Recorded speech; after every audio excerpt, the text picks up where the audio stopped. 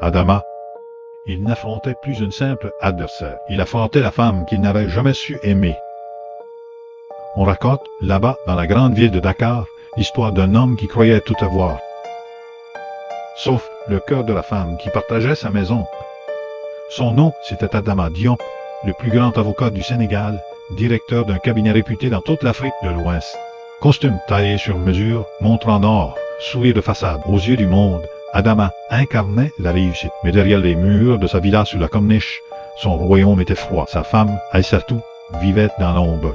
Une femme douce, instruite, toujours élégante, mais réduite au silence. Pour Adama, il n'était qu'un bijou à exhiber lors des réceptions mondaines.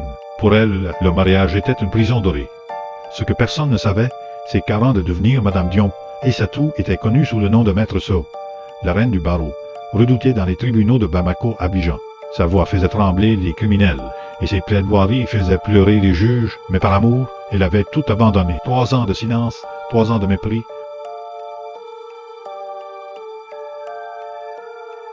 Une nuit, après une dispute où les mots d'Adama dépassèrent la raison, Aïssatou s'est regardée dans le miroir, et elle n'a plus reconnu la femme qu'elle était.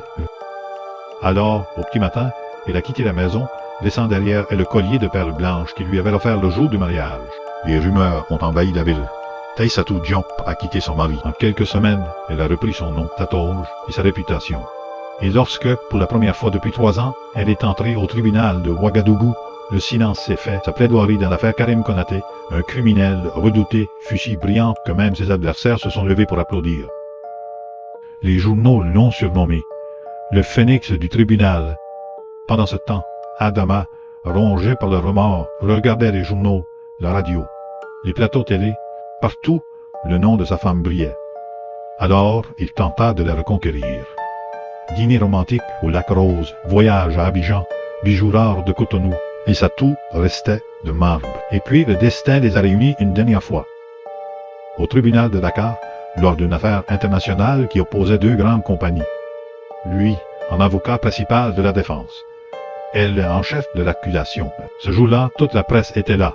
Les caméras, les journalistes, les étudiants en droit. 2 génies du barreau, un couple brisé, face à face. Adama, lui, sentait son cœur se serrer.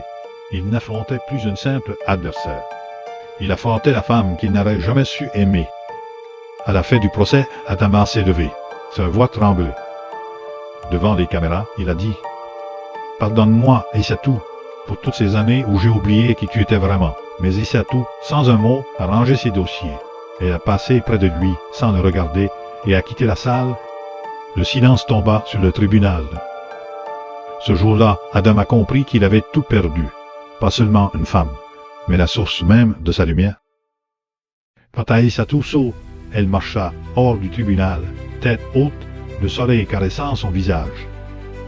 Elle n'était plus l'épouse effacée d'un grand homme. Elle était devenue la grande femme que le monde avait oublié d'admirer. Et depuis ce jour, dans les cafés, les radios et les réseaux sociaux, on répète son histoire.